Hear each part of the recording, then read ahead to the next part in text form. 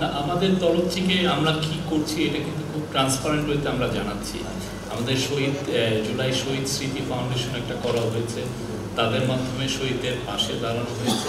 তারপরে আমাদের যেগুলো ওয়েব যারা চিকিৎসা পেয়েছেন, আহত যারা আছে তাদের জন্য আমরা একটা ওয়েবসাইট দিয়েছি। ওয়েবসাইটে কিন্তু আমরা পুরো লিখে দিয়েছি কারা কারা কোথায় কোথায় কীভাবে শহীদ হয়েছে, পুরো লিস্টটা আছে। তারপরে যারা আহত হয়েছেন ওটাও লিস্ট আছে।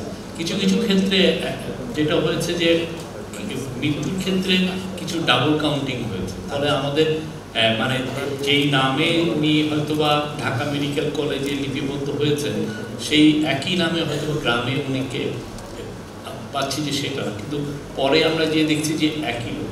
তো যেটা করা হয়েছে যে প্রত্যেকটা ডিস্ট্রিক্টে প্রত্যেকটা উপজেলায় আমরা মানে ওই ডিস্ট্রিক্টের কমিশনের ক্ষেত্রে, উপজেলার ক্ষেত্রে, ইউনিয়নের ক্ষেত্রে আমরা ওই যেই শহীদের নাম আসছে তাকে আমরা ট্রেস করে বের করছি যে ইয়েতে। তো ফলে যেটা হচ্ছে যে এটা একটু দেরি হয়েছে, এইটুকু আমি বলতে পারি।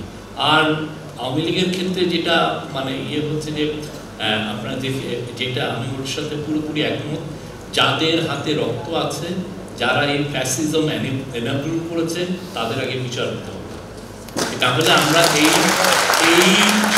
স্পিরিটকে আমরা ধারণ করতে পারবো না, তাদের সাথে পিছিয়ে পড়া। এবং আপনি দেখেন এই যে আমরা অনেকের মধ্যে আমরা আস্তে আস্তে কথা বলা শুরু হওয়ার কারণে এরা এখন বড় একটা গল্প নিয়ে আসছে। এদের মধ্যে কোনো অনুশোচনা নাই, এদের মধ্যে কোনো রিগ্রেট নাই, এদের মধ্যে একটা সরি বলার কোনো নাই, বরঞ্চ ওরা একটা বড় একটা গল্প নিয়ে আসছে কি 3000 পুলিশ মারা গেছে, তাই আমরা এই লোকদেরকে জাস্টিফাই মানে মৃত্যুগুলো এই বাচ্চা ছেলে মেয়েদেরকে যে তারা যে নির্মমভাবে খুন করেছে সেটাকে তারা জাস্টিফাই করার চেষ্টা করছে। তা আমরা বলি যে আগে এটা বিচার হবে, আমি এই জায়গায় কোনো ধরনের কোনো রকমের কোনো হবে না, এদের বিচার হবে। তার হাতে রক্ত আছে, তার সাথে কোনো দেনা মানা নেই, তার সাথে তাকে আগে ফার্স্টে